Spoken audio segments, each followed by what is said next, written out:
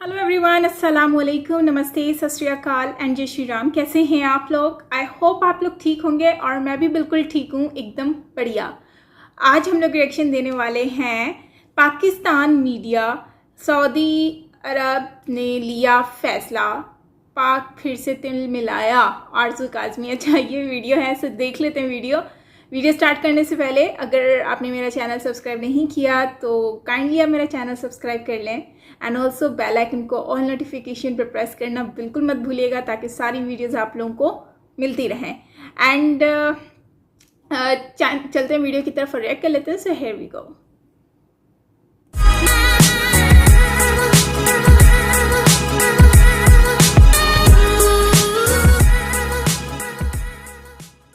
Saudi Arabia ने जो है वो जमात इस्लामी की तमाम जो उनका लिटरेचर था जिस उसको गैर इस्लामी बताया है और उसके ऊपर पाबंदी लगा दी है। अमरीका चांद पे तो अब गया, वो मौसमियात के हालात आपको अभी बताते हैं, लेकिन अल्लाह की कसम आज से 1500 साल पहले हमारे पास ये हालात मौलवियों की थी। मौलवी को फटकार होगी खुदा की कि मौलवी साहब ने भी अपने उस साइंस को छोड़ा।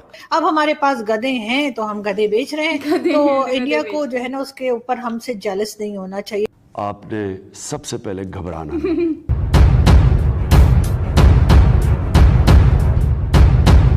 दोस्तों, सऊदी अरब पाकिस्तान को लगातार एक के बाद एक झटके दे रहा है। इससे पहले भी सऊदी अरब ने बहुत से ऐसे काम किए जिन्हें इस्लाम के विरुद्ध माना जाता है, लेकिन फिर भी किसी मुस्लिम देश की सऊदी अरब के सामने बोलने की हिम्मत नहीं हुई, खासकर पाकिस्तान जो हमेशा मुस्लिम देशों का मसीहा बनते फिरता है। तो दोस्तों, सऊदी अरब ने ऐसा ही काम एक बार फिर से किया है और जो इस्लामिक जमात में लिटरेचर पढ़ाया जाता है उसे सऊदी अरब ने इस्लाम का दुश्मन बताया है और इस लिटरेचर को हटाने की बात कही है। तो दोस्तों, आज के वीडियो में आप पाकिस्तान न्यूज रिपोर्टर आरज़ू काज़मी को देखेंगे जिन्होंने सऊदी अरब के इस फैसले की जमकर तारीफ की है और साथ में भारत पाकिस्तान के रिलेशन की भी बात की है। और दोस्तों, वीडियो के अंत में आपको एक मौलाना का वीडियो भी मिलेगा जिससे आपको बिल्कुल मालूम चल जाएगा कि ये सऊदी अरब ऐसे कदम क्यों उठा रहा है। तो चलिए दोस्तों, देखते हैं मेन वीडियो। और वीडियो पसंद आए तो चैनल को सब्सक्राइब करना, साथ में बेल आइकन को प्रेस कर लेना ताकि हमारा नोटिफिकेशन आपको तुरंत प्रभाव से मिल जाए यदि आप चैनल पर पहली बार आए हैं तो। और मिलते हैं अगले वीडियो में। जय हिंद, राम राम। कौम को ये बताना चाहता हूं कि एटमी धमाका राजा जफरुल्लाह ने किया, शेख रशीद ने किया और गौर अयूब ने किया। नवाज शरीफ साहब समेत तमाम लोग एटमी धमाके के मुखालिफ थे। आप यकीन करें, सुबह की फ्लाइट पकड़ के मैं निकल गया। मैं इतना खौफजदा था, मैंने कहा इतना हसास मसला है, कोई पटाखा आगे पीछे हो जाए, कोई और मसला हो जाए, कहीं से लीकेज हो जाए। मैं पाकिस्तान से चला गया और जब मैं उतरा उस मुल्क में, मैंने एम्बेसडर को कहा टीवी लगाओ। उसने कहा मसला क्या? मैं कहा मसला ना पूछ, टीवी लगा। जब उसने टीवी लगाया, काम हो गया सारा। मैंने कहा फ्लाइट अगली कब जाती है? उसने कहा जी खाना। मैंने कहा खाना खा के जाऊंगा अगली फ्लाइट में। मैं पाकिस्तान आ गया। जी, तो ये थे वो शेख रशीद साहब जो अक्सर भारत को डराते रहते हैं कि हमारे पास पाव पाव के बम हैं बताकर। तो आप देख लीजिए कितने बहादुर हैं कि जिस वक्त एटमी धमाका करने जा रहा था, यानी पाकिस्तान जो है वो टेस्ट कर रहा था अपने न्यूक्लियर एसेट्स का, उस वक्त शेख रशीद साहब दौड़ गए थे यहाँ से। 9-11 हो गए थे। तो इसलिए जब वो किसी किस्म की बात करते हैं, जब वो कहते हैं पाव पाव के बम और ये वो, तो उस वक्त आप लोगों को बिल्कुल भी नहीं घबराना चाहिए, स्पेशली इंडियंस को, क्योंकि शेख रशीद साहब इस तरह की बातें करते ही रहते हैं। खैर, हम आगे बढ़ते हैं और हम आपको बताते हैं कि जी सऊदी अरेबिया ने जो है वो जमात इस्लामी की तमाम जो उनका लिटरेचर था जिस उसको गैर इस्लामी बताया है और उसके ऊपर पाबंदी लगा दी है, बल्कि उसको इस्लाम दुश्मन लिटरेचर बताया है, जमात इस्लामी के लिटरेचर को। और अब देखते हैं कि पाकिस्तान इस पे कैसे रिएक्ट करता है। अभी तक तो किसी ने आवाज नहीं निकाली, बिल्कुल उसी तरह से जिस तरह क्राउन प्रिंस ने बात की थी तो किसी ने कुछ नहीं कहा। जब उन्होंने कहा कि हदीस जो आई हैं उसमें उनको डाउट है और उनमें से 90% हदीस जो है वो उनको ठीक नहीं लगती, तो यहाँ सब लोग चुपचाप बैठे रहे। खैर, हम आगे बढ़ते हैं। हम आपको एक मुल्ला साहब की वीडियो दिखाएं, भला हमारी वीडियो हो और उसमें मुल्ला ना हो, ऐसा कैसे हो सकता है? ये मोहम्मद की दुआओं से ये तारों की ड्यूटी लगी है सल्लल्लाहु अलैहि वसल्लम कि अब कोई जिन वहां नहीं जा सके। अगर कोई जाता भी है, चाहे वो पाकिस्तान का जिन हो या अमेरिका का हो, कोई भी नहीं जा सकता। अगर अमेरिका गया है चांद पर तो गया है, चांद तो बिल्कुल नीचे, जैसे ये पंखा छत से नीचे है। चांद नीचे है। लेकिन जिस दिन अमेरिका पहले आसमान को चीर करके दूसरे पे पहुंचा, दूसरे को चीर करके तीसरे पे पहुंचा, तीसरे को चीर करके चौथे पे, और सातवें आसमानों को चीर करके सातवें पे पहुंचे, सातवें के ऊपर अर्श है, अर्श पे पहुंचे, और वहां से फिर ये कि जन्नत में अमेरिका पहुंचे, तो फिर उस दिन इस मुल्ला को बता देना, पतलून उसका फटेगा लेकिन आसमान तक पहुंचेगा भी नहीं। चांद तक अगर कोई गया तो हमारे किसी मौलवी ने 1500 साल हमें गुजर गए हमारे मौलवियों को, लेकिन हमने अल्लाह के फजल से इसका इनकार भी नहीं किया है चांद पे जाना। अमेरिका चांद पे तो अब गया, वो मौसमियात के हालात आपको अभी बताते हैं, लेकिन अल्लाह की कसम आज से 1500 साल पहले हमारे पास ये हालात मौलवियों की थी। मौलवी को फटकार होगी खुदा की कि मौलवी साहब ने भी अपने उस साइंस को छोड़ा। हमारी साइंस और फलसफे की किताबें इन खबीसों ने, अंग्रेजों ने चोरी करके उलमा को मुसलमानों की बेइत्तिफाकी और अदम इत्तिफाक की बुनियाद पर ये सारा साइंस इन्होंने अंदलुस की, ये सब कुछ हमसे चोरी की। गोरे ने, गोरे के बाप जानता है साइंस को, ये सब कुछ हमारा था, ये सारा ही हमारा था। खैर कभी अगर मौका मिल गया तो मुसलमान। जी, तो आपने देखा कि ये मौलाना साहब बता रहे थे कि जी इन्होंने जो है वो चांद और सूरज भी बनाया है। इनके जो साइंटिस्ट हैं, इनके मतलब कहना चाहिए जो इस्लामिक साइंटिस्ट हैं, उन्होंने सूरज और चांद भी बना लिया। तो इस तरह की फेकू किस्म के हमारे यहाँ बहुत मौलवी मिलेंगे आपको। मुल्ला माफिया जैसे होती है मुल्ला और साइंस, ये भी है मुल्ला और साइंस। खैर हम आगे बढ़ते हैं और हम आपको ये भी बता दें कि एक तो मैं दोनों मीडियाज है ना, जो इंडिया पाकिस्तान के जो मीडिया लोग हैं, जिसमें मैं भी खुद भी शामिल हूँ, मुझे समझ नहीं आती कि ये उतावले ज्यादा हैं या ये बावले ज्यादा हैं। क्योंकि अभी कोई न्यूज आती है, कुछ पता लगा नहीं होता है और एक तरह से प्रॉपर न्यूज जो है वो बताई भी नहीं गई होती गवर्नमेंट की तरफ से या एजेंसीज की तरफ से, और ये शुरू हो जाते हैं डिबेट करना। और फिर डिबेट में बुला बुला के पूछते हैं बताइए कि वो ड्रोन कहाँ से आया। अब पाकिस्तानी यूं बैठे होते हैं, कहाँ से आया, किधर से आया, कहाँ से आया, उनको खुद समझ नहीं आ रही होती। फिर वो कहेंगे जी पाकिस्तान से आया है। अरे अगर आ ही गया है तो पकड़ लो भैया, हमें काहे बुला के खामखी हमसे 100 झूठ बुलवाते हो।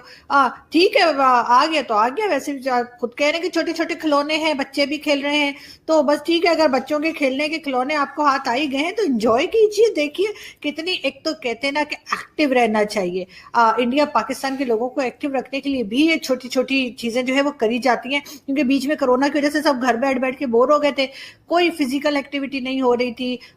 फौजें भी जो थी वो आराम से बैठी हुई थी और एजेंसीज भी कुछ नहीं कर रही थी। तो फिर एक आध अगर ड्रोन इधर का उधर हो गया तो इतना बावला हो जाने वाली कौन सी बात है।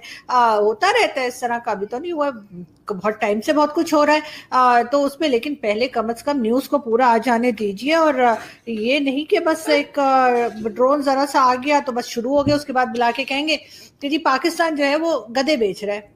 अरे जिसके पास जो चीज होगी वही बेचेगा ना। हम कहाँ से कोई साइंस और टेक्नोलॉजी में थोड़ी कोई काम कर रहे हैं कि हम यहाँ से कोई साइंटिस्ट भेज दें या हम यहाँ से कोई चीज इजाद करके कोई साइंस की हम कोई नया टीवी बना लें कि नए टीवी में हम जो है वो उस तरह की कोई चीज ले आए जिससे हम डिबेट के बीच में जो है वो पैनलिस्ट का मुंह बंद करा सकें और उसको कहें भाई चुप हो जाओ बस। तो ये तो नहीं हुआ ना। अब हमारे तो आपको मालूम है कि इस तरह के कोई काम होते नहीं है कि साइंस और टेक्नोलॉजी में या किसी और फील्ड में, एजुकेशनल फील्ड में मेरा मतलब है कि कोई बहुत बड़ा काम पाकिस्तान कर रहा हो। इतना टाइम हमारे पास नहीं है, हम बहुत बिजी लोग हैं, हमें और भी बहुत काम करने होते हैं। हमें जो है आपको मालूम है कि गधे भी बेचने होते हैं।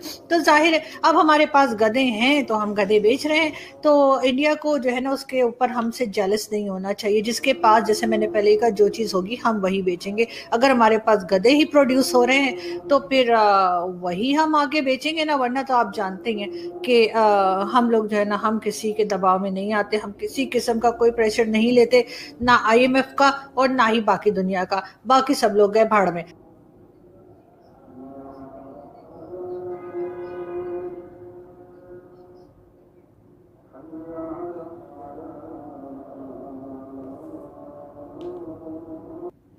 ओके गाइस, सो ये वीडियो थी और काफ़ी आरज़ू काज़मी ने काफ़ी फ़नी वे में इसको जो है वो एक्सप्लेन किया है। एंड रोस्ट बहुत अच्छा करती है, काफ़ी फ़नी लगा। लेकिन मेन बात ये है कि ये गधे वाली बात तो वाकई में बहुत ज़्यादा फ़नी भी थी कि हमारे पास जो चीज़ होगी हम वही करेंगे ना। तो अब गधे हैं तो गधे ही बेचेंगे, तो ये बात भी वैसे सही है।